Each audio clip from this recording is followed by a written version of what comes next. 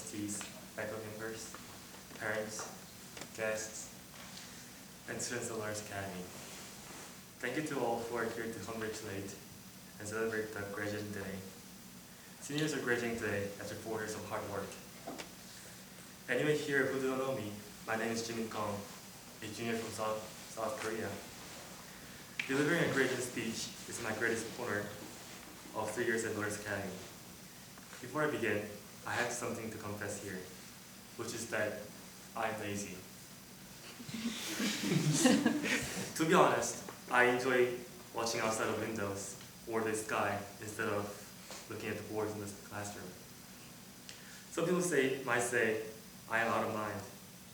If so, let me ask them about how beautiful trees over the hills are, especially when they are swaying with the wind, how dynamic clouds are changing moment by moment, or how beautiful are both the birds when flying and tweeting, singing, and chattering. Because of these kind of wacky thoughts, I sometimes am embarrassed by the ludicrous answers I offered in class. My bad habit was started when one of my cousins visited my family for 2 weeks. He was a cousin I did not know well. When I met this boy the first time, I was being cynical and sarcastic to him. At the time, I was only sit on academics. When my grade went down, I cried with fury and anger. You don't believe it, right? But it is hard to see me from me right now, but I really cried. I think my cousin was purer than me. Maybe because he's from countryside. One afternoon, he dragged me up into the garden, which made my eyes look at the deep azure sky. I can still remember how beautiful the sky was. In Korea, there's an expression about that the autumn sky is the clearest and highest among all 4 seasons. Because it was so clear and without a speck of cloud, I felt like I was going to be sucked into the middle of the sky. Then, the boy brought me into the backyard where the bamboo forest was surrounding us. The leaves started making wonderful sound as the wind gently blew, and waves of leaves changing its color by wind blows. And he helped me to open my eyes to see some new aspects of my life. He taught me how to find the precious beauty of the life and of the things that I had considered worthless. And look around and give minute attention, and you will be able to find something special in every normal day. If you don't chill out, you will burn out. My real problem is that I still take laziness as just an excuse.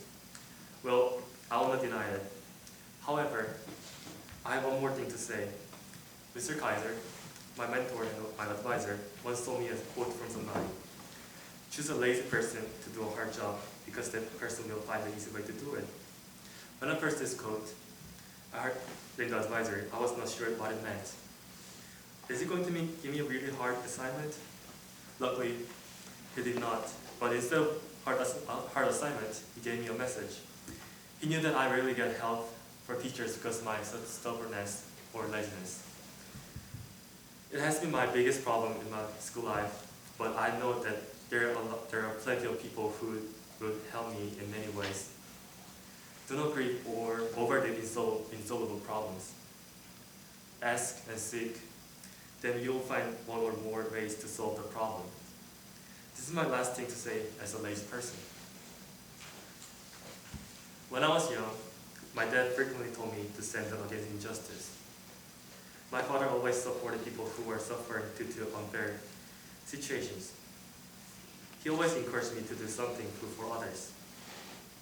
When I sarcastically asked my father, whom should I support or help? And he answered with a passion.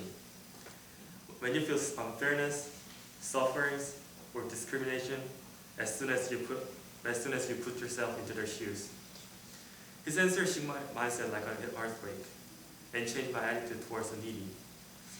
I knew that I should not be lazy anymore when I see those kind of people. I think this speech is making people lethargic, so I will say something that is more little exciting. Here's my favorite quote from Kurt Cobain, a lead singer of the band Nirvana. The duty of youth is to challenge corruption. Look around and let's help each other regardless our backgrounds. I will cherish myself and no longer be lazy, but instead, I'll actively look for and stand with people who are suffering. Look around at your precious high school friends here, then let's continue to change and support others in need.